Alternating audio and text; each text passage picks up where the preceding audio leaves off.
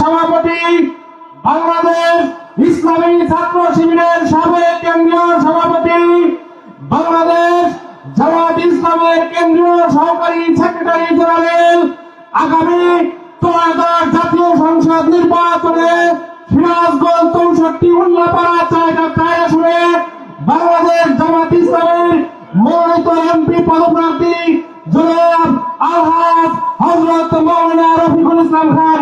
নারায়ে তাকবীর, নারায়ে তাকবীর, আল্লাহু আকবার। রফিক ভাইয়ের আগমন, শুভেচ্ছা স্বাগতম। জনগণের পক্ষ থেকে নারায়ে তাকবীর।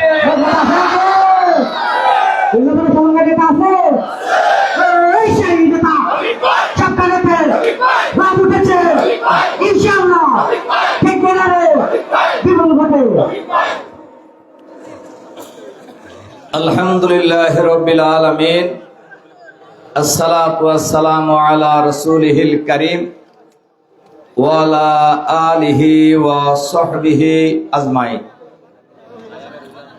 বাংলাদেশ জামাত ইসলামী দুর্গানগর ইউনিয়নের ৫ নম্বর ওয়ার্ডের ডুবডাঙ্গা ইউনিটের উদ্যোগে আয়োজিত আজকের এই বিরাট সমাবেশ, এই সমাবেশের মাননীয় সভাপতি, আমাদের সকলের শ্রদ্ধেয় ভাই জননেতা জনাব মজনু মিয়া, আজকের এই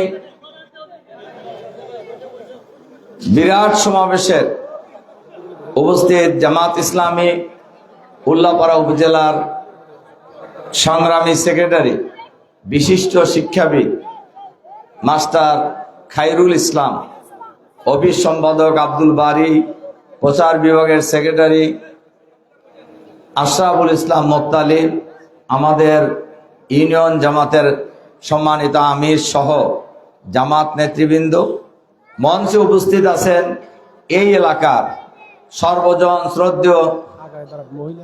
সর্বজন শ্রদ্ধেয় মুরব্বিয়ানে কেরাম, সুধীমণ্ডলী, যুবক ভাই সব, মা এবং বোনেরা, আসসালামু আলাইকুম ওয়া রাহমাতুল্লাহি ওয়া বারাকাতুহু। আপনারা কেমন আছেন সবাই? আলহামদুলিল্লাহ, আলহামদুলিল্লাহ। আমি তো বাংলাদেশের লক্ষ লক্ষ লোকের জনসভায় বলি, ইমানদাররা সকল অবস্থায় আলহামদুলিল্লাহ, বিপদ আপদে আলহামদুলিল্লাহ, লড়াইয়ের ময়দানে আলহামদুলিল্লাহ, বিজয়ের ময়দানে আলহামদুলিল্লাহ, আমরা মরার সময় বলবো আলহামদুলিল্লাহ। আলহামদুলিল্লাহ আল্লাহর কাছে খুবই প্রিয় শব্দ। আল্লাহর কাছে কি সবচেয়ে প্রিয় শব্দ? আল্লাহ তাআলার দরবারে শুকরিয়া, যিনি মেহেরবানি করে অনুগ্রহ করে আমাদের প্রিয় জন্মভূমি এই বাংলাদেশে আল্লাহর আইন এবং সৎলোকের শাসন কায়েম করার লক্ষ্যে আয়োজিত আজকের এই নির্বাচনী সাধারণ সভার উপস্থিত হওয়ার সুযোগ করে দিয়েছেন। আলহামদুলিল্লাহ। দরুদ ও সালাম আমাদের নবী ও নেতা জনাবে মুহাম্মদুর রাসূলুল্লাহ সাল্লাল্লাহু আলাইহি ওয়াসাল্লামের প্রতি।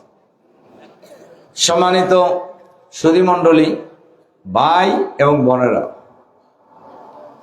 অন্য দলের মিটিংয়ে যাওয়া আর দিন কায়েমের মিটিংয়ে যাওয়া, এই দুটো কি এক না? কেন এক না আমি বলতেছি একটু পরে। বাংলাদেশ জামাত ইসলামী, আমি আমাদের ভাই বোনদের সবার কাছেই, বিশেষ করে আমার কথা যারা শুনছেন আমাদের দলকে পছন্দ করেন না এরকম লোককেও আমি অনুরোধ করব, আমি কি বলি একটু শোনেন। বাংলাদেশ জামাত ইসলামী আমাদের প্রিয় জন্মভূমি এই দেশে আল্লাহর আইন এবং সৎ লোকের শাসন কায়েম করার আন্দোলন করছে, লড়াই করছে, সংগ্রাম করছে। জামাত ইসলামী আল্লাহর আইন চায় কেন? আর কি কেউ আল্লাহর আইন চায়? অতীতে যারা ক্ষমতায় ছিল তারা কি আল্লাহর আইনের কথা বলছে? আবার যাবার ক্ষমতায় যাইবার চায় তারা কি কেউ আল্লাহর আইনের কথা বলে? কার আইনের কথা কয়? মানুষের তৈরি করা আইনের কথা বলে। জামাত কেন আল্লাহর আইনের কথা বলে? এই পৃথিবীতে যত নবী রাসূল এসেছেন, সব নবী রাসূলের উদ্দেশ্য ছিল আল্লাহর আইনকে বিজয়ী করা। বিশেষ করে বিশ্ব নবী মুহাম্মদুর রাসূলুল্লাহ সাল্লাল্লাহু আলাইহি ওয়াসাল্লামকে আল্লাহ তাআলা এই পৃথিবীতে পাঠিয়েছেন আল্লাহর আইনকে বিজয়ী করার। কোরআনের ভাষায় হুয়াল্লাযী আরসালা রাসূলাহু বিল হুদা ওয়া দীনিল হক লিইয়ুযহিরাহু আলাদ দীনি কুল্লি। তিনি সেই মহান সত্তা, আল্লাহ নিজেই নিজের কথা বলতেছেন, যিনি বিশ্বনবী মুহাম্মদুর রাসূলুল্লাহ সাল্লাল্লাহু আলাইহি সাল্লামকে দ্বীনে হক সহকারে, কোরআন সহকারে এই পৃথিবীতে পাঠিয়েছেন, যাতে করে মানুষের তৈরি করা যত আইন সমাজে চালু আছে সমস্ত আইনের মূল উৎপাটন করে আল্লাহর আইনকে বিজয় করতে পারে। তাহলে আল্লাহর নবীকে কার আইন চালু করার জন্য পাঠানো হয়েছিল? আমি আপনাদের জিজ্ঞাসা করি ভাই বোনদেরকে, মুহাম্মদ সাল্লাল্লাহু আলাইহি সাল্লামকে আমরা নবী এবং নেতা বলে মানি কারা কারা? তারা হাত তোলেন তো দেখি।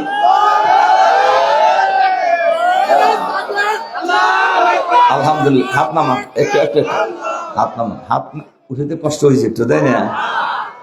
আমি আপনাদের হাত উঠাতে বলছি যাতে করে কিয়ামতের দিন কঠিন মুহূর্তে আমাদের এই হাতগুলি যেন আল্লাহর দরবারে সাক্ষী হিসাবে হাজির হয়ে যায় যে আমরা মুহাম্মদ সাল্লাল্লাহু আলাইহি সাল্লামকে নবী এবং নেতা বলে মানার ঘোষণা দিয়েছিলাম। সম্মানিত সুধী মণ্ডলী, এজন্যই জামাত আল্লাহর আইনের কথা বলে।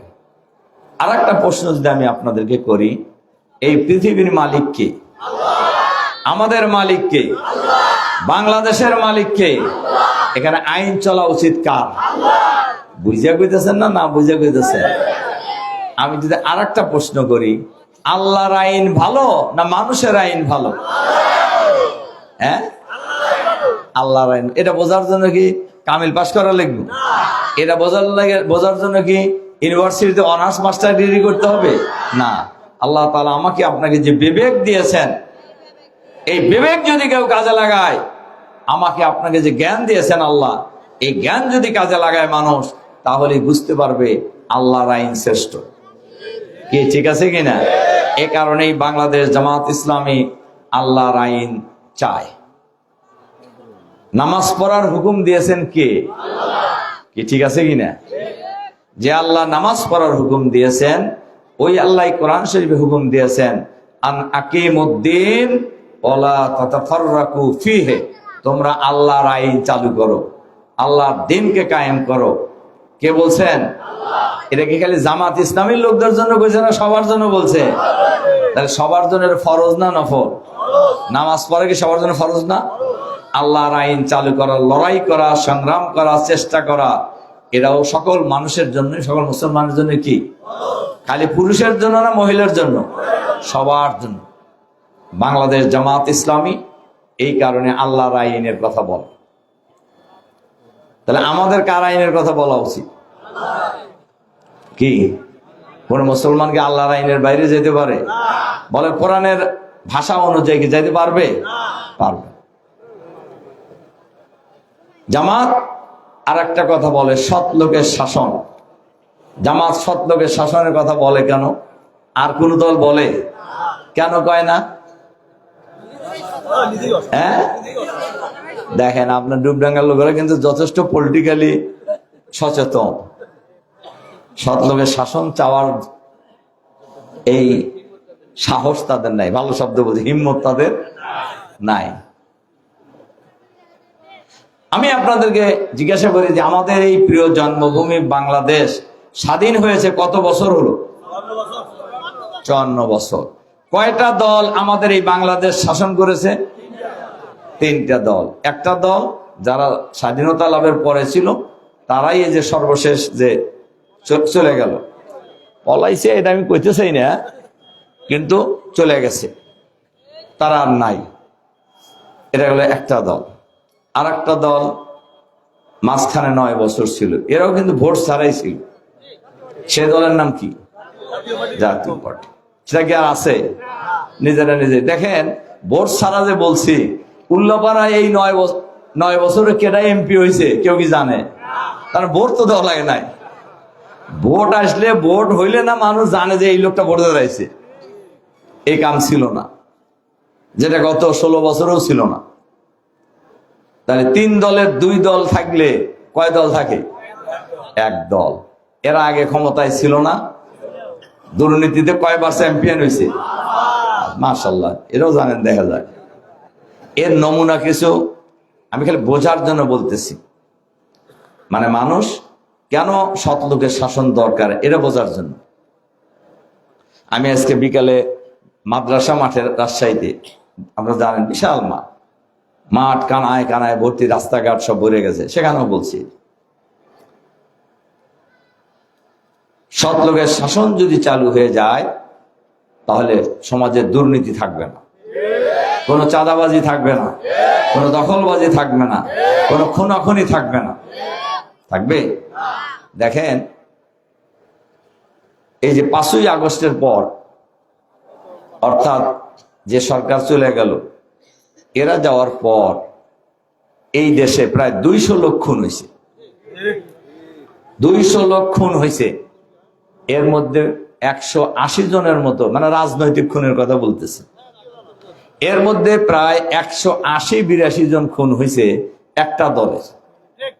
একই দলের লোক তার দলের নেতা কর্মীদেরকে হয় গুলি করে অথবা কোপায় মেরে ফেলছে। তাহলে যে দলে কি জন্য মারছে? না না, আরে ক্ষমতা না। এই যে টেন্ডার, কি বলে, টেম্পু স্ট্যান্ড, বাস স্ট্যান্ড, রিক্সা স্ট্যান্ড, হাট বাজার, চান্দাবাজি, এই ভাগাভাগিকে কেন্দ্র করে একজন আরেকজনকে খুন করছে। তাহলে যে দলের কাছে নিজের দলের নেতা কর্মীরা নিরাপদ নয়, তাদের কাছে কি বাংলাদেশের মানুষ নিরাপদ হতে পারে? বাংলাদেশের সীমানা নিরাপদ হতে পারে? বাংলাদেশ নিরাপদ হতে পারে? আল্লাহ তাআলা কোরআন শরীফে বলছেন, ওয়ালাউ আন্না হালাল কুরা আমানু ওয়াত্তাকাউ লা ফাতাহনা আলাইহিম বারাকাতিম মিনাস সামাই ওয়াল আরদ। কোন জনপদের মানুষেরা যদি ইমানদার হয়ে যায় আর সৎলোক হয়ে যায় আর আল্লাহকে ভয় করে চলে, আল্লাহ তাআলা বলছেন আমি আসমান এবং জমিনের বরকতের ভান্ডার তাদের জন্য খুলে দেব। এক বরকতের ভান্ডারের চাবি কার কাছে? লাহু মাখালিদুস সামাওয়াতি ওয়াল আরদ। আসমান এবং জমিনের ভান্ডারের চাবি হলো কার কাছে? আল্লাহর কাছে। কাজে আল্লাহ যদি খুলে দেয়, আল্লাহর কি অভাব আছে? বলেন অভাব আছে? অভাব নাই। এই জন্য জামাত সৎ লোকের শাসন চায়।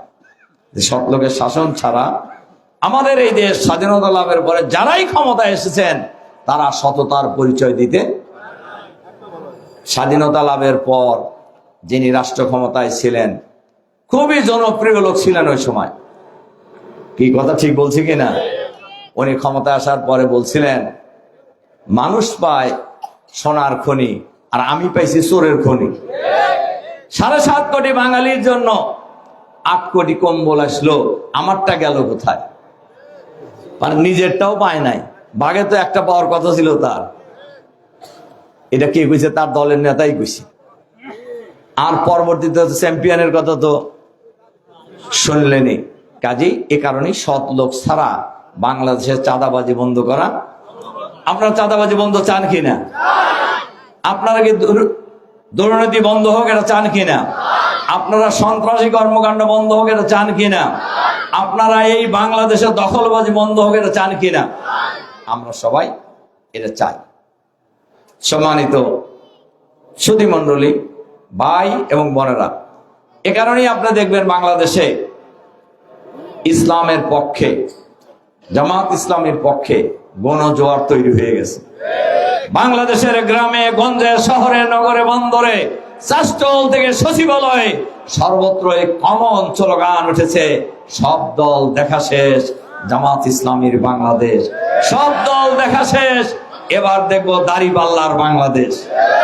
আমরাও বলি, ভাই আমাদেরকে একবার একটু দেখেন, আমাদেরকে একবার একটু দেখেন। মানুষ জামাতের দিকে ঝুঁকছে না, এই কারণে মানুষ বিশ্বাস করে যে চাঁদাবাজি ছাড়া, চাঁদাবাজি বন্ধ করতে হলে জামাত ইসলামী ছাড়া। দেখবেন সাংবাদিকরা ওই রিক্সাওয়ালার সামনে মাইক ধরে, এই যে মাউথপিস ধরে, কয় যে ভাই আগামী নির্বাচনে ভোট দিবেন কাক, বলে জামাত। ভ্যানওয়ালাক জিজ্ঞাসা করে, কয় জামাত। মহিলাকে জিজ্ঞাসা করে ভোট দিবেন কাক, কয় জামাত। হিন্দুদেরকে জিজ্ঞাসা করে, ওরা কি কয়, ওরাও কয় জামাত। দেখবেন আমাদের এই উপজেলায় উধনা ইউনিয়ন আছে না, আমি দেখছি এই ফেসবুকে নিউজটা আমি দেখছি, এক হিন্দু মহিলা বয়স্ক, আরে বড় বড় তিলুক টিলু পরার, কেউ সিঁদুর টিঁদুর লাগানো, তারে জিজ্ঞাসা করছে সাংবাদিক যে আপনি আগামী নির্বাচনে ভোট দিবেন কাক, কয় জামাত। তো কয় জামাতে ভোট দিবেন কে, কয় আমরা হকগুলি জামাতে ভোট দিব আর কি। আমার কথা কি বুঝতে পারছেন? দিস ইজ সিনারি বাংলাদেশে। আর এর প্রমাণ কিছুটা দেখা যেতেছে না বাংলাদেশে। উল্লাপাড়ায় অবশ্য কম দেখাইছে ভাব তারা, কিন্তু সারা দেশেই আওয়ামী লীগ চলে যাওয়ার পরে সেই দল মনে করছিল এখন তারা দেশের রাজা, কি মনে করছিল না? বলেন মনে করছিল কি না? কিন্তু এখন একটু ভাব একটু কমছে না? কেন কমছে জানেন? বলতে পারবেন না কেন কমছে? শোনেন, দেখেন, ভালো করে শুনে যান। প্রাচ্যের অক্সফোর্ড খ্যাত ঢাকা বিশ্ববিদ্যালয়, বাংলাদেশের সেকেন্ড পার্লামেন্ট খ্যাত ডাকসু, এই নির্বাচনে, ঢাকা বিশ্ববিদ্যালয় নির্বাচনে কারা বিজয়ী হয়েছে? ইসলামী ছাত্র শিবির। সেই দলের এক সিনিয়র নেতাকে সাংবাদিকরা জিজ্ঞাসা করছিলেন ভোটের আগে যে এবার ভাই আর 3 দিন পর তো ডাকসু নির্বাচন, কি বুঝতেছেন? কয় না এমনি পরস্পর দেখা হলে বলে না যে কি ভাই, আমাদেরকেও বলে যে খান সাহেব কি অবস্থা বুঝতেছেন, বলে না? তো তাকে এরকম জিজ্ঞাসা করছে, জিজ্ঞাসা করলে উনি বলছে কেন? তাদের ছাত্র সংগঠনের নাম বলছে, ছাত্র দল, যে ছাত্র দল পূর্ণ প্যানেলে বিজয়ী হবে। তখন সাংবাদিক আবার পাল্টা প্রশ্ন করছে যে ভাই ছাত্র দল যে বিজয়ী হবে এখনো তো ভোট হয় নাই, কেমনে বুঝলেন? কয় যে বাংলাদেশের ছাত্রছাত্রীরা, ঢাকা বিশ্ববিদ্যালয়ের ছাত্রছাত্রীরা ছাত্র দল ছাড়া আর কাক ভোট, মানে জমিদারি ভাব আর কি, মানে টাকারে ভোট দিতে বাধ্য মানুষ আর কি। যতই চান্দাবাজি, চুরি চামানি, বালু খাওয়া, পাথর খাওয়া খাক, কিন্তু ভোট টাইগারই দিতে হইবে, ভাব এটা না? কিন্তু ভাবটা একটু কমছে না? এখন কিন্তু অনেক কমছে। আর একটা কারণ হলো যে জরিপ আমরাও করতেছি, তারাও করতেছি, বিভিন্ন সংস্থা করতেছে, বিদেশিরাও জরিপ করতেছে। আপনারা লক্ষ্য করে দেখছেন না? ইউরোপ, আমেরিকা সহ, চায়না সহ বিশ্বের যারা বাংলাদেশের রাজনীতির সাথে কম বেশি জড়িত, যাদের এমবিসি আছে বাংলাদেশে, এরা জামাত অফিসে লাইন ধরে আমাদের নেতাদের সাথে দেখা করতেছে। খেয়াল করছেন কিনা আপনারা? এটার অর্থ আগে কি কোন সময় করছে? এই জন্য সবার মাথার মধ্যে একটা চিন্তা ঢুকে গেছে যে ডাকসু, রাকসু, চাকসু এবং আচ্ছা, একটু আমাদের মা বোনদের পক্ষ থেকে একটা দাবি আসছে, আমরা একটু ফাঁক করে দেন। সামনে অনেক বোনেরা আছে, আমার মনে হয় ভাইরা যারা একটু আছেন দুই সাইডে একটু দাঁড়া, একটু ফাঁক করে দেন। এদিকেও যারা আছেন, এটা তো ধরেন আপনারা তো ধাক্কা ধাক্কি করে শুনতে পারতেছেন, তার মা বোনেরা কি আপনার সাথে ধাক্কা ধাক্কি করবে? আমরা তো মা বোনদের জন্য ধাক্কা ধাক্কি বন্ধ করাই আমাদের রাজনীতি। আমাদের মা বোনেরা যাতে নির্বিঘ্নে বাংলাদেশে তাদের সকল কাজ করতে পারে, এটাই হলো আমাদের রাজনীতি। ঠিক আছে? সম্মানিত ভাই এবং বোনেরা, যে কথা বলতেছিলাম, বাংলাদেশে সর্বত্রই সবার কাছেই এই জরিপের রিপোর্ট আমাদের কাছে যেমন আছে, তাদের কাছে আছে না? এইটুক চাইলাম, আপাতত আর আগাইলাম না। এ কারণেই আমাদেরকে সাংবাদিকরা জিজ্ঞাসা করে যে খান ভাই, অবস্থা যা, আপনারা যদি সরকার গঠন করেন তাহলে আপনারা 1 নাম্বার প্রায়োরিটি কি দিবেন? প্রায়োরিটি বোঝেন তো, অগ্রাধিকার। আপনারা কি অগ্রাধিকার দেবেন? আমরা 1 নাম্বার বলি হলো ভাই দেখেন, আল্লাহ তাআলা যদি জনগণের সমর্থন নিয়ে আমাদের রাষ্ট্র পরিচালনার দায়িত্ব দেয়, আমরা দেশের রাজা হব না, আমরা জনগণকে প্রজা বানাবো না, আমরা হব দেশের সেবক, আর জনগণ হবে আমাদের ভাই এবং বন্ধু। আমরা সবাই মিলে আমাদের প্রিয় জন্মভূমি এই বাংলাদেশকে আমরা সুন্দরভাবে শান্তির বাংলাদেশ বানাবো ইনশাআল্লাহ। আর আমরা বলি 1 নম্বরে প্রায়োরিটি দিব করাপশন ফ্রি বাংলাদেশ, দুর্নীতিমুক্ত বাংলাদেশ। বাংলাদেশে যদি শুধু দুর্নীতি বন্ধ করা যায়, আগামী 5 বছরের ব্যবধানে বাংলাদেশ বিশ্বের দরবারে মাথা উঁচু করে দাঁড়াবে ইনশাআল্লাহ। নিজের পায়ে দাঁড়ানোটা ভালো না? ভালো কিনা? তাহলে বাংলাদেশের আর কোন সরকার প্রধান, কোন রাষ্ট্রপ্রধানকে ভিক্ষার ঝুলি নিয়ে বিদেশে যায় দাঁড়ে দাঁড়ে ঘোরার প্রয়োজন হবে না। শুধু দুর্নীতি যদি বন্ধ করা যায়, আপনাদের একটা তথ্য দিই, গত সরকারের আমলে বিদেশ থেকে ঋণ আনা হয়েছে 96,000 কোটি মার্কিন ডলার, আর বাংলাদেশ থেকে বিদেশে পাচার হয়েছে 98,000 কোটি মার্কিন ডলার। বেশি না কম? শুধু দুর্নীতি যদি বন্ধ করা যায়, বিদেশের 1 টাকা ছাড়াও এই বাংলাদেশ এখন যা চলতেছে তার চাইতে ভালো চল। খালি যে পাচার করছে তা তো না, নিজের দেশে রাখছে না। বহু লোকের বাড়িতে বাড়ি ভর্তি টাকা পাওয়া গেছে। একজন মেজর জেনারেল একসময় র্যাবের ডিজি, বহু খুনের সাথে জড়িত, সে পালায়ে গেছিল, বিমান ফেরত নিয়ে এসে তাকে গ্রেপ্তার করছে। আমরা জানেন এই ঘটনা। গ্রেপ্তার হওয়ার পর তার বাড়িতে বসে, সেই ভদ্রলোক যে এলাকায় তার বাড়ি, আমি ওই এলাকায় থাকি, মিরপুর ডিওএসএস আর্মিদের, প্রাক্তন আর্মিদের আবাসিক এলাকা, আর্মি অফিসারদের। সেই বাড়ি তল্লাশি চালায় নগদ টাকা পাইছে 935 কোটি টাকা, 200 না। একজন আর্মি অফিসার কয়টা বেতন পায়? একজন মেজর জেনারেল কত পায়? 1 লাখ টাকা বেতন পায় হয়তো। তো 935 কোটি টাকা পাইল কোথায় সে? খালি একজন না পাওয়া গেছে, আরো এরকম আছে না মেলা, বহু আছে। তাহলে তো মানে যে পরিমাণ বিদেশে পাচার করছে, সেই পরিমাণ দেশেও লুটপাটের টাকা আছে। শুধু যদি দুর্নীতি বন্ধ করা যায়, বাংলাদেশ এর চাইতে অনেক ভালো চলবে ইনশাআল্লাহ। এই যে টাকা ঋণ যেটা আনছে, এটা কি যারা চলে গেছে হেরা দিব? এই ঋণের ভাগ আপনার মাথায়ও আছে। ওই যে ছেলেটা আজকে জন্মগ্রহণ করছে, ওর মাথায়ও আছে। আমার কথা কি আপনারা বুঝতে পারছেন? কাজে এটা আপনারা বন্ধ করতে চান না? 2 নম্বরে আমাদেরকে জিজ্ঞাসা করে যে আপনারা যদি ক্ষমতায় যান, মেয়েদের ব্যাপারে, যেমন আমি আপনার এতে ওই চালা মসজিদে নামাজ পড়ছি গত জুমায়, যেটা আমাদের অফিস সেক্রেটারি আব্দুল বারী বলতেছেন, বেশ বড় মসজিদ, রাস্তার উপরে যে আমরা যারা নামাজ পড়ছি প্রায় 1000 খানেক লোক নামাজ পড়ে। সেখানে তো আমি কথাও বলছি, খুতবা দিছি, নামাজ পড়াইছি। আমাকে মসজিদের মধ্যে এক বুড়ো, আর কি, আমি তার খুব মহব্বত করি, উনিও আমার খুব মহব্বত করে। একদম আগে এত বুড়ো ছিল না, ওই দিনই বেশি বুড়ো দেখলাম। উনি বললেন যে বাবা শোনো, তুমি এখানে আবার আইসো, এখানে কেউ কেউ অপপ্রচার করতেছে, তোমাকে ভোট দিলে নাকি তুমি মেয়েদের পেটেই লাগাই দিবা, কি বলে কালো কালি দিয়ে দিবা। আমার কথা কি বুঝতে পারছেন? আবার কেউ কেউ বলে যে জামাত, অবশ্যই এগুলো এখন কমে গেছে। কেন কমছে? এই যে ঢাকা বিশ্ববিদ্যালয়, রাজশাহী বিশ্ববিদ্যালয়, চট্টগ্রাম বিশ্ববিদ্যালয় এবং জাহাঙ্গীরনগর বিশ্ববিদ্যালয়, এই বিশ্ববিদ্যালয়গুলো নির্বাচন আগেও এই প্রচারণা চালাইছিল। মেয়েরা কি তাদের কথায় সাড়া দিছে? মোটেই সাড়া দেয় নাই। একজন মেয়েকে জিজ্ঞাসা করছেন, সে হেজাবও পরে না, সাধারণ মেয়ে আর কি, ঢাকা বিশ্ববিদ্যালয়, যে আপনারা শিবিরকে ভোট দিলেন কেন? তো মেয়েটা বলছে যে শিবিরকে ভোট দিছি, শিবিরের ব্যাপারে যত অপপ্রচার শুনছি আমরা, রক কাটে, এই করে, স্বাধীনতা বিরোধী, অমক তমক, রাজাকার, আচ্ছা কন্ত দেই। এখন যারা বিশ্ববিদ্যালয়ে পড়ে, ওর বাপ মার জন্মও হয় না 71 সালে, তো রাজাকার হয় কেমনে?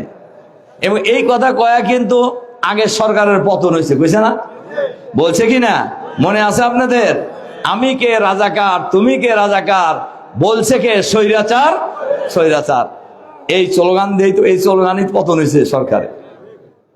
তো উনি মেয়েটা বলছে যে আমরা এই 1 বছরে দেখছি যা অপপ্রচার চালানো হয়, আসলে শিবিরের সাথে আমরা ওগুলো কোনোটাই পাইনি। 2 নম্বর বলছেন শিবিরের ছেলেরা মেধাবী, 3 নম্বর বলছেন শিবিরের ছেলেরা ভদ্র, 4 নম্বর বলছেন শিবিরের ছেলেরা আচার আচরণে খুবই বিনয়ী। 5 নাম্বার বলছে শিবিরের ছেলেরা মেয়েদের ওন্না টেনে ধরে না। এই ভোট দিছে কয়টা কারণ খুঁজে দেখে না, ওকে কেউ শিখিয়ে দিছে? নিজেই বলছে। তার কারণ বাংলাদেশের মানুষ পরিবর্তন চাইতেছে। আমার কথা কি বুঝতে পারছেন? বাংলাদেশ শুধু নয়, পাকিস্তান থেকে শুরু করে ৭৭ বছরের ইতিহাসে বাংলাদেশের এই সর্ববৃহৎ এবং পুরানো এই 4টা বিশ্ববিদ্যালয়।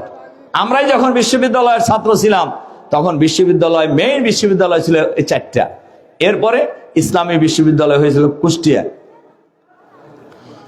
যেটা বলতেছিলাম, বাংলাদেশ পাকিস্তানের ইতিহাসে, এই ৭৭ বছরের ইতিহাসে কোন দলই একটা সময়ে 4টি বিশ্ববিদ্যালয় কোনোদিনও বিজয়ী হতে, this is the first time Bangladesh ইসলামী ছাত্র শিবির এই 4টি বিশ্ববিদ্যালয়ে বিপুল ভোটের ব্যবধানে মেয়েদের হল সহ সকল জায়গায় পূর্ণ প্যানেলে বিজয়ী হয়েছে, আলহামদুলিল্লাহ। এবং ভোটের ব্যবধান কত? আমাদের নিকটতম শিবিরের নিকটতম, আপনারা তো জানেন যে আমি সেই শিবিরের বাংলাদেশের সভাপতি ছিলাম, জানেন তো আপনারা? আপনার ভোটের ব্যবধান কত জানেন আপনারা? কোন জায়গায় 3 গুণ, কোন বিশ্ববিদ্যালয়ে 4 গুণ, কোন বিশ্ববিদ্যালয়ে 5 গুণ। তার মানে রাজশাহী বিশ্ববিদ্যালয়ের ছাত্র তো আমি ছিলাম, নির্বাচনের সময় আমি ওখানে ছিলাম। আপনার একটা হলে, আপনার মুন্নুজান হল, মেয়েদের পুরানো হল, আমরা যখন ইউনিভার্সিটির ছাত্র ছিলাম তখনও এই হল ছিল, একদম পাকিস্তান আমল থেকে আছে এই হল। এই হলে 1250 ভোট কাস্ট হয়েছে। তার মধ্যে ছাত্র শিবিরের যে ভিপি প্রার্থী রাকসুর, সে পাইছে 1000। সে পাইছে কত? নিকটতম প্রতিদ্বন্দ্বী ছাত্র দল পাইছে 100 কত, আর আরো 4-5 জন ছিল, তো ওরা 20-25 করে পাইছে। আমার কথা কি বুঝতে পারছেন? আর ওই হলে যে শিবিরের ভিপি প্রার্থী ছিল যে মেয়েটা, সেই মেয়েটা 1250-র মধ্যে 1200 পাইছে। তার সব ছাত্রী ভোট দিছে হলো শিবিরের প্যানেলে। এটার অর্থ কি বোঝেন? এর অর্থ হলো বাংলাদেশের মানুষ পরিবর্তন চাচ্ছে। বাংলাদেশের মানুষ কিসের পরিবর্তন চাচ্ছে? বাংলাদেশের মানুষ চাঁদাবাজির হাত থেকে মুক্তি চায়, সন্ত্রাসের হাত থেকে মুক্তি চায়, খুনাখুনির হাত থেকে মুক্তি চায়, দখলবাজের হাত থেকে মুক্তি চায়, ডাইনিং এ খায়া পয়সা না দেওয়া থেকে মুক্তি চায়। দেখেন না, আপনারা শুনলে আশ্চর্য হবেন, অনেক ছাত্র সংগঠন আছে। যদি সরকারি দলের ছাত্র সংগঠন হয় তাহলে তো কথাই নাই। মানে ছাত্র ব্যবসা করে না, চাকরি করে না, প্রাডো গাড়িতে চড়ে, আবার ঢাকা শহরের বাড়ির মালিকও হয়ে গেছে, বাচ্চাও 4-5 জন আছে। বাচ্চা 4-5 জন পর্যন্ত। তাহলে বলেন তো এরা কিভাবে বানাইছে, কি করে বানাইছে? একটা লোক চাকরি করে না, ব্যবসা করে না, প্রাডো গাড়িতে চড়ে, কেমন একটা গাড়ির দাম 2 কোটি টাকা। হ্যাঁ, তাহলে এর থেকে জাতি মুক্তি চায় বলেই ইসলামী ছাত্র শিবিরকে বিজয়ী করেছে। আমাদের বিশ্বাস, আগামী জাতীয় সংসদ নির্বাচনে বাংলাদেশের ভোটাররা নীরব ব্যালট বিপ্লবের মাধ্যমে দাঁড়িপাল্লাকে বিজয়ী করবে ইনশাআল্লাহ। ইনশাআল্লাহ। যে কথা বলতেছিলাম, আমরা যদি মা বোনদের কথা বলতেছিলাম, মহিলারা হলেন মায়ের জাতি। কিসের জাতি? মায়ের জাতির মর্যাদা সবার উপরে। আল্লাহ নবী বলছেন, ইসলামী রাষ্ট্র যদি হয়ে যায়, সানা থেকে হাজরা মৌত পর্যন্ত একজন সুন্দরী রমণী একাকী চলবে, তার সতীত্ব হরণ করার কোন দুর্বৃত্ত এই সমাজে খুঁজে পাওয়া যাবে না। আর আমরা বলি, বাংলাদেশে যদি ইসলামী রাষ্ট্র হয়ে যায়, টেকনাফ থেকে তেঁতুলিয়া, রূপসা থেকে পাথুরিয়া, 56,000 বর্গ মাইলের বাংলাদেশে একজন রমণী একাকী চলবে, কোন দুর্বৃত্ত পাওয়া যাবে না তাদের দিকে কুদৃষ্টিতে তাকানোর, ইনশাআল্লাহ। আর আমরা রাষ্ট্র ক্ষমতায় গেলে মেয়েদের জন্য স্কুল থাকবে, কলেজ থাকবে, বিশ্ববিদ্যালয় থাকবে, মেডিকেল কলেজ থাকবে। মেয়েরা বিশেষ পরীক্ষা দেবে, আর্মি অফিসার হবে, পুলিশ অফিসার হবে, সচিবালয়ের সচিব হবে, ব্যাংকের ম্যানেজার হবে মেয়েরা ইনশাআল্লাহ। যে ব্যাংকের ম্যানেজার হবে মেয়েরা, সেই ব্যাংকের কাস্টমার হবে আমাদের মা বোনেরা। তাহলে পুরুষের সাথে লাইন ধরে ব্যাংকে যায় ধাক্কা ধাক্কি করে ব্যাংক থেকে টাকা তোলার দরকার হবে না। এরকম একটা ব্যবস্থা হলে ভালো হয় না? ভালো হয়। আমাদেরকে প্রশ্ন করেন, আপনারা যদি রাষ্ট্রীয় ক্ষমতায় যান আপনারা যুবকদের জন্য কি করবেন? আমরা বলি, আমরা যদি রাষ্ট্র পরিচালনার দায়িত্ব পাই, আমরা যুবকদের, বেকারদের কর্মসংস্থানের ব্যবস্থা করবো ইনশাআল্লাহ। আমি আরো বেশ কিছু মিটিং এ কথাটা বলছি। দেশ স্বাধীনতা লাভের পরে যারা এই ক্ষমতায় ছিলেন কেউই কোনো নতুন মিল, কলকারখানা, ইন্ডাস্ট্রি করে তোলে নাই। বরঞ্চ আগে যেগুলি ছিল এইগুলাই দলীয় নেতা কর্মীদের মধ্যে পানির দরে নামকাওয়াস্তা দামে বিক্রি করে দিছে কিনা? কেউ নিয়ে গরুর খামার বানাইছে, কেউ ছাগলের খামার বানাইছে, কেউ মুরগির খামার বানাইছে, কেউ আবার প্লট বানায় বিক্রি করতেছে। আপনি খবর নিয়ে দেখেন। আমরা বলেছি, আমরা যদি রাষ্ট্র পরিচালনার দায়িত্ব পাই, আমরা বাংলাদেশে রাষ্ট্রীয় উদ্যোগে নতুন মিল, কল কারখানা, ইন্ডাস্ট্রি আমরা গড়ে তুলবো ইনশাআল্লাহ। এটা শুধু ঢাকায় হবে না, বাংলাদেশের বিভিন্ন এলাকায় হবে, যাতে আমাদের দেশের মা বোনেরা বাড়ির পান্তাকে মিল, কল কারখানায় কাজ করার জন্য যেতে পারে। কাজেই আমরা বেকারদের বেকারত্ব দূরের জন্য কর্মসংস্থানের কার্যকর ব্যবস্থা নেব ইনশাআল্লাহ। আমাদের প্রশ্ন করেন, জামাত যদি রাষ্ট্রীয় ক্ষমতায় যায় তাহলে হিন্দুদের কি হবে? আমরা বলি হিন্দুরা থাকবে সবচাইতে ভালো। সবচাইতে কি থাকবে? ভালো। একজন মুসলিম নাগরিক যে নাগরিক অধিকার পাবে, একজন অমুসলিমও তার সকল নাগরিক অধিকার পাবে। একজন মুসলিম নাগরিক যে তার ধর্মীয় অধিকার পাবে, একজন অমুসলিমও তার সকল ধর্মীয় স্বাধীনতা পাবে। কারণ আল্লাহ তাআলা কোরআন শরীফে বলছেন, লা ইকরাহা ফিদ্দীন, দ্বীনের ব্যাপারে কোনো বাড়াবাড়ি নাই, জবরদস্তি নাই। যার যার ধর্ম সে পালন করার সুযোগ পাবে। আর রাষ্ট্র তাদের এই ধর্মীয় অনুষ্ঠান পালনের নিরাপত্তা নিশ্চিত করবে। বাংলাদেশের কোথাও 1 ইঞ্চি জায়গা পাওয়া যাবে না এই স্বাধীনতা লাভের পর থেকে জামাতের লোকেরা হিন্দুদের 1 ডেসিমাল জায়গা দখল করছে। কোথাও পাওয়া যাবে না। জামাতের লোকেরা হিন্দুদের কাছে 10 টাকা চাঁদা চাইছে। ঢাকায় এক হিন্দু নেতৃবৃন্দের সম্মেলন ছিল জামাতের উদ্যোগে, সব ধর্মাবলম্বী ছিল, বৌদ্ধ খ্রিস্টান, হিন্দু বৌদ্ধ খ্রিস্টান ঐক্য পরিষদের সবাই ছিলেন। তারা বলেছেন, আমি যখন এই বক্তৃতা করছি তখন তাদের নেতা বলছে যে না, খান সাহেব সঠিক কথাই বলছেন, আমাদের সম্পত্তি বেশি দখল করছে, আমাদেরকে যারা ব্যবহার করছে তারা। এরপরে আরেক দলের নাম কইছে, সে দলের নাম আর কইলাম না। আমার কথা কি বুঝতে পারছেন? কাজেই এরকম একটা রাষ্ট্র, সুন্দর রাষ্ট্র হোক, এটা আপনারা চান না? কারা কারা চান? আমরা সবাই। আচ্ছা, এই জায়গায় থাকুক আপাতত। এবার উল্লাপাড়া নিয়ে বলি। উল্লাপাড়া আমার উল্লাপাড়া, আপনার উল্লাপাড়া, আমাদের উল্লাপাড়া, কি ঠিক আছে? আমাদের সবার উল্লাপাড়া। এই উল্লাপাড়াকে আমরা সুন্দরভাবে ঢেলে সাজাতে চাই।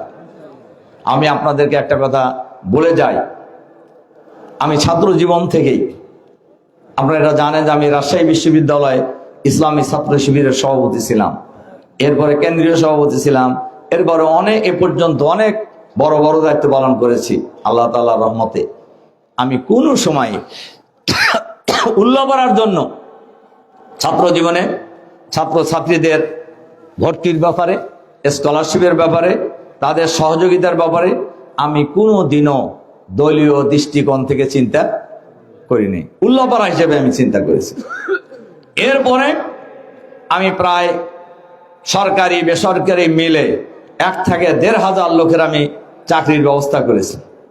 এবং আমি কোনোদিনও জিজ্ঞাসা করি নাই যারা আমার কাছে এসেছে যে আপনি কোন দল করেন, আমি খালি জানছি যে উল্লাপাড়া কিনা।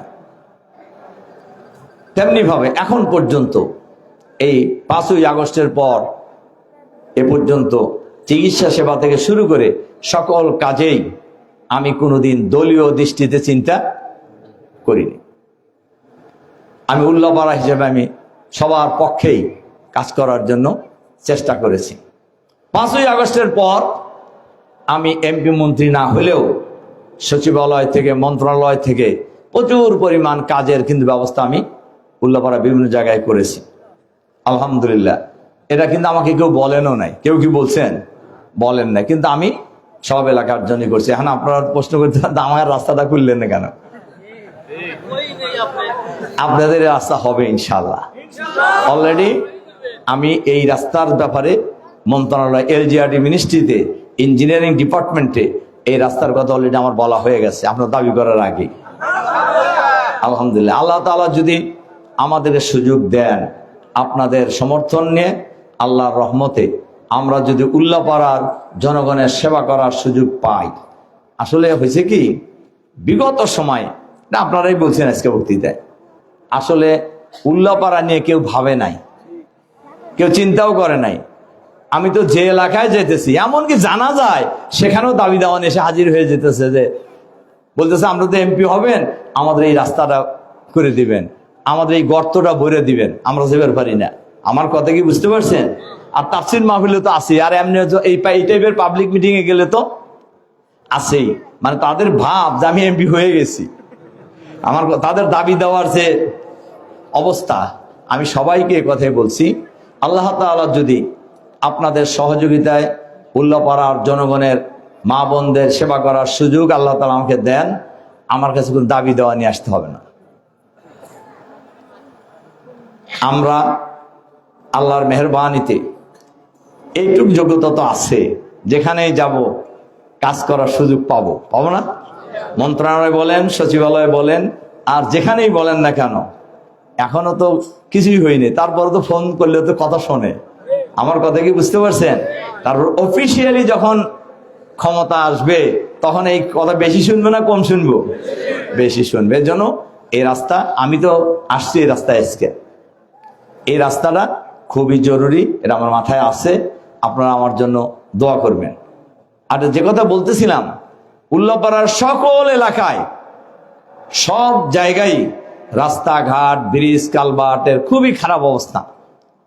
আমি একদিন এলজিআরডি মিনিস্ট্রিতে গেছি, ওখানে চিফ ইঞ্জিনিয়ার আমাকে বললেন যে স্যার কি বলবো, আপনার উল্লাপাড়ায় তো আগে এরকম ব্রিজও হয়েছে, এনতা টাকা নিয়ে গেছে, স্যাংশন করে নিয়ে গেছে, টাকাও তুলছে, ওনে ব্রিজও হয় নাই, ব্রিজের জায়গাও নাই। আমার কথা কি আপনি বুঝতে পারছেন? তো এই কাজ যারা করে টাকার কাছে কি ভালো কিছু আশা করা যায়? আমি কিন্তু দলের কথা কইতেছি না।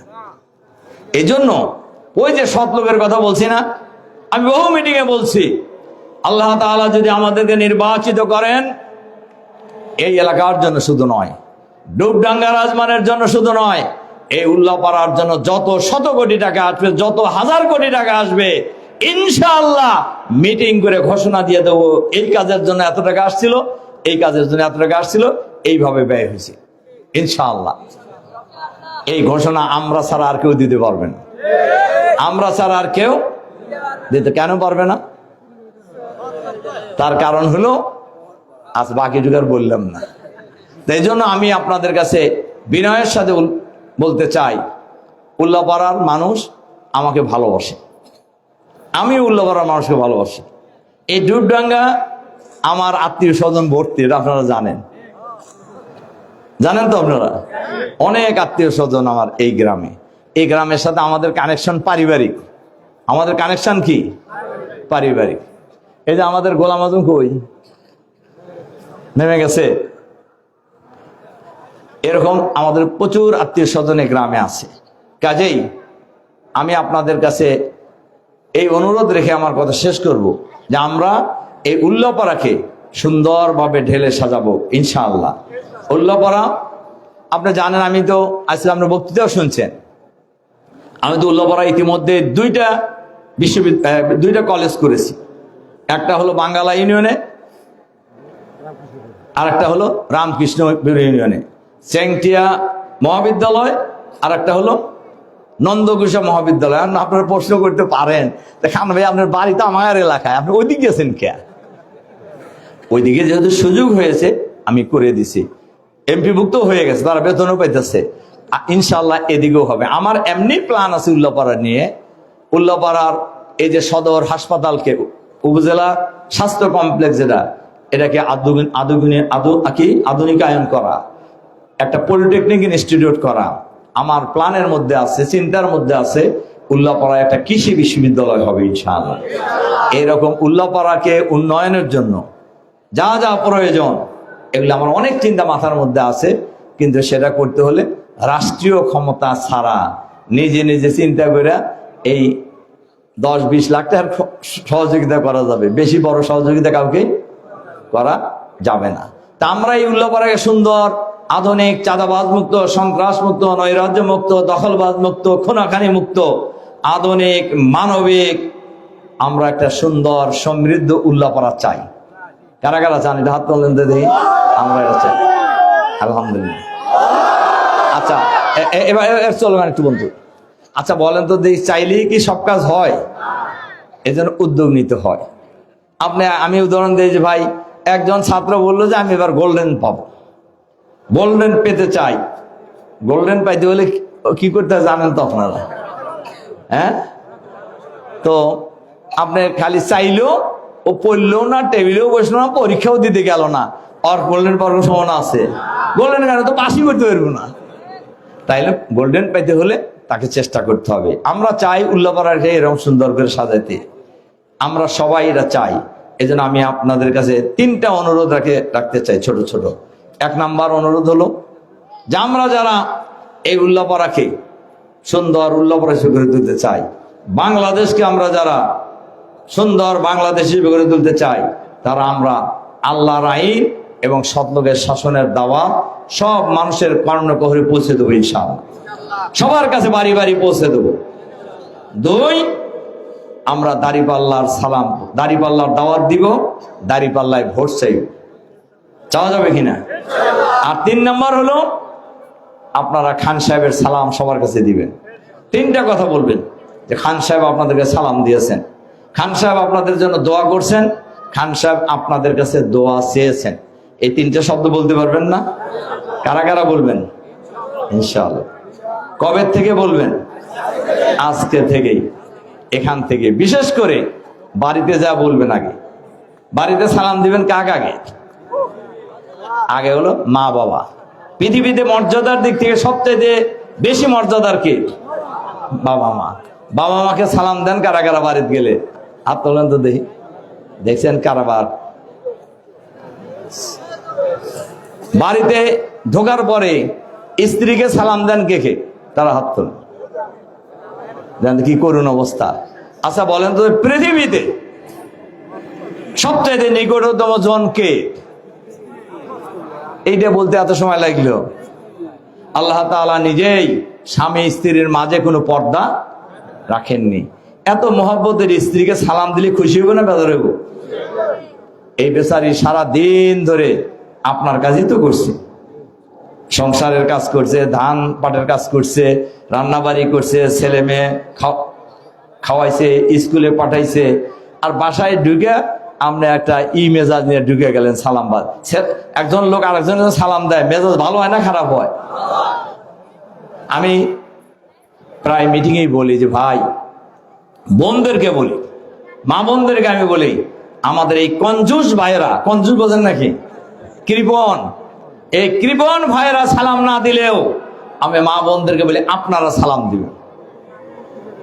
আগে সালাম দিলে, আগে দিলে সওয়াব বেশি না পরে দিলে সওয়াব বেশি? আগে দিলে। কাজে আমরা কি আমাদের পরিবারে, আমাদের সমাজে আমরা কি সালামের প্রচলন করতে পারি না? বলেন পারি কিনা? আমরা আজকে বাড়ির থেকে সেই প্র্যাকটিস শুরু করব ইনশাআল্লাহ। আমরা হাটে বাজারে, মাঠে ঘাটে, যেখানেই যাব আমরা এই খান সাহেবের সালাম দিব এবং দাঁড়িপাল্লায় ভোট চাইব। কি ঠিক আছে কি না? হ্যাঁ, এটা কি খালি ডুবডাঙ্গার মধ্যে থাকবেন? হ্যাঁ, আমরা আশেপাশে উল্লাপাড়া যাই, গাড়াদা যাই, যেখানে যাব আমরা, রাজমান যাই, যেখানে যাব। আর একটা কথা আমি বলছি সব জায়গায়, যে আমরা এবারে নির্বাচনে, ওই যে গ্রাম এলাকাটা কথা আছে না, বাপ দাদা 14 গোষ্ঠী, এবার আমরা খুঁজে বের করবো ইনশাআল্লাহ। বাপ দাদা 14 গোষ্ঠী বোঝেন নাকি? বাপের শ্বশুর বাড়ি, চাচার শ্বশুর বাড়ি, দাদার শ্বশুর বাড়ি, এরপরে হলো আপনার ছেলের শ্বশুর বাড়ি, মেয়ের শ্বশুর বাড়ি, ভাগ্নের শ্বশুর বাড়ি, মামার শ্বশুর বাড়ি, আছে না এরকম? আসলে তো ছোট্ট দেশ, এরকম যদি খুঁজতে খুঁজতে জানো সবাই দেখবেন আপনার আত্মীয় হয়ে গেছে। আমি এই কথাটা অনেক জায়গায় বলছি। এই যে আমাদের বিএনপির এক নেতা আছে না, অ্যাডভোকেট শামসুল আলম ভাই, অনেক দিন ধরে আহত হয়ে পড়ে আছে বেচারা। ওনাকে আমি দেখতে গেছি মোনাজাতের সময়, উনি আমারে বলতেছে যে খান ভাই আপনি কিন্তু আমার আত্মীয়। পরে দেখলাম ভালো আত্মীয়। আমার কথা কি বুঝতে পারছেন? এই জন্য আমি আপনাদের কাছে বিনয়ের সাথে অনুরোধ করব, আমরা এই উল্লাপাড়ায়, এই ডুবডাঙ্গা এলাকায় আমরা দল মত দেখব না, আমরা দাড়িপাল্লায় ভোট দেবো ইনশাআল্লাহ, দাড়িপাল্লার পক্ষে কাজ করবো ইনশাআল্লাহ, দাড়িপাল্লার জন্য আমরা দোয়া চাইবো ইনশাআল্লাহ। আর দাড়িপাল্লাকে বিজয়ী করার জন্য আমরা যার যার জায়গা থেকে সর্বাত্মক চেষ্টা করব ইনশাআল্লাহ। ইনশাআল্লাহ আজকে থেকেই আমাদের এই অভিযান চলবে ইনশাআল্লাহ। আর আরেকটা কথা আমি বলি, আপনারা সবাই, আমি একাকি সবার কাছে যেতে পারবো, এই জন্য আমি আপনাদের অনুরোধ করবো আমরা সবাই এক একজন খান সাহেবের ভূমিকা পালন করবো ইনশাআল্লাহ। খান সাহেব যেমন গোটা উল্লাপাড়ায় ছুটে বেড়াইতেছে, আপনারাও সামর্থ্য অনুযায়ী সব জায়গায় আপনারা ছুটে বেড়াবেন ইনশাআল্লাহ। আপনার যদি একজন আত্মীয় রামকৃষ্ণপুরে থাকে, আপনি যাইতে পারবেন না? আপনার যদি একজন আত্মীয় পঞ্চকুশিতে থাকে, আপনি যাবেন না? আমরা যাব ইনশাআল্লাহ। আমরা সবাই মিলে আপনার আমাদের এই উল্লাপাড়াকে আগামী দিনে সুন্দরভাবে ঢেলে সাজাবো ইনশাআল্লাহ ইনশাআল্লাহ। আর আরেকটা কথা শোনা যায় যে কেউ কেউ এদিক ওদিক করে নির্বাচন করার চিন্তা করতেছে, এদিক ওদিক বোঝেন নাকি? তা আমি তাগারে বলি, ঠান্ডা মাথায় বলি যে ভাই এই স্বপ্ন ভুলে যান। উল্লাপাড়ায় কোন ধরনের বাদরামি করার সুযোগ কাউকে দেওয়া হবে না। কোন দুর্বৃত্তকে ভোট কেন্দ্রের আশেপাশে আমরা আসতে দেব না ইনশাআল্লাহ। উল্লাপাড়ার ম্যাক্সিমাম যুবক দাড়িপাল্লার পক্ষে ইনশাআল্লাহ। কাজেই আপনার এই চিন্তা বাদ দিয়ে আমি সব জায়গায় বলি, আপনার আদর্শের কথা আপনি বলেন, আপনি কি করবেন সেটা বলেন। আপনাকে ভোট দিলে তো আমাদের কোনো আপত্তি নাই, কিন্তু জোর জবরদস্তি করার চিন্তা যদি কারোর মাথায় থাকে, ওটা আল্লাহর হস্তে ভুলে যাবেন। কে ঠিক আছে? আমরা ভয় করি কাকে? আল্লাহকে। ইমানদার ভয় করে কাকে? আর নির্ভর করে কার উপরে? সাহায্য চায় কার কাছে? আল্লাহ তাআলা কোরআন শরীফে বলছেন, ওমান নাসরু ইল্লা মিন ইনদিল্লাহ, বিজয় এবং সাহায্য দুইটা আল্লাহর হাতে। আল্লাহু ইউয়াইয়িদু বিনাসরিহি মান ইয়াশা, আল্লাহ যাকে চান তাকে বিজয় দিয়ে সাহায্য করেন। আমরা বিশ্বাস করি আল্লাহ আমাদেরকে সাহায্য করবেন ইনশাআল্লাহ। আমরা বিজয়ী হব ইনশাআল্লাহ ইনশাআল্লাহ ইনশাআল্লাহ। এই কয়টা কথা বলে আপনাদের প্রতি আবারও আন্তরিক সালাম জানিয়ে আপনাদের কাছে দোয়া চাই। যখনই হাত উঠাবেন আল্লাহর দরবারে, এই লোকটার নামটা একটু মনে রেখেন, ঠিক আছে? আমার জন্য দোয়া করেন। বিশেষ করে যারা শেষ রাত্রে ওঠেন, শেষ রাত্রে তো অনেক মুরব্বী ওঠেন, অনেক যুবকরাও ওঠেন, মা বোনেরা তো ওঠেনি। শেষ রাতের নামাজের ব্যাপারে মা বোনেরা সবচাইতে বেশি অ্যাক্টিভ। আমি মা বোনদের কাছেও বলবো আমার জন্য একটু খাস করে দোয়া করেন। আল্লাহ তাআলা যেন আমাকে সুস্থ রাখেন, আল্লাহ তাআলা যেন আমার স্বাস্থ্যটা ভালো রাখেন, আল্লাহ তাআলার দিনকে বিজয়ী করার এই লড়াই সংগ্রামে যেন আমি জীবনের শেষ মুহূর্ত পর্যন্ত লড়াই করে যেতে পারি। আল্লাহ তাআলা আমাদেরকে সে তৌফিক দান করুন। আমাদের জীবনের মিশন এবং ভিশন, আমাদের প্রিয় জন্মভূমি ৫৬,০০০ বর্গ মাইলের বাংলাদেশে আমরা কোরআনের সমাজ কায়েম করবো ইনশাআল্লাহ। কোরআনের সমাজ কায়েম করব, যে সমাজ হবে ইনসাফের সমাজ, যে সমাজ হবে দুর্নীতিমুক্ত সমাজ, যে সমাজ আমরা দল মত জাতি বর্ণ ধর্ম নির্বিশেষে সবাই মিলে ঐক্যবদ্ধভাবে আমরা এই দেশ গড়ে তুলবো ইনশাআল্লাহ। আল্লাহ তাআলা আমাদেরকে সেই তৌফিক দান করুন, আমিন। এই কথা বলে আপনাদের প্রতি আবারও আন্তরিক সালাম মোবারকবাদ জানিয়ে আপনাদের সুস্বাস্থ্য এবং সার্বিক মঙ্গল এবং কল্যাণ কামনা করে আমার বক্তব্য জ্ঞানী শেষ করছি। আল্লাহ হাফেজ। বাংলাদেশ জিন্দাবাদ। ডুবডাঙ্গা এলাকার সব নারী এবং পুরুষ ভাই বোনেরা জিন্দাবাদ। আসসালামু আলাইকুম ওয়া রাহমাতুল্লাহি ওয়া বারাকাতুহু।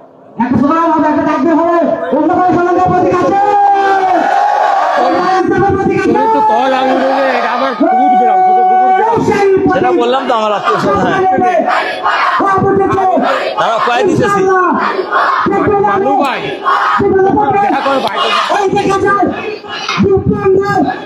লাগাতে পারে ইনশাআল্লাহ সবখানেতে ও ভাই আগে ছিলেন সবচেয়ে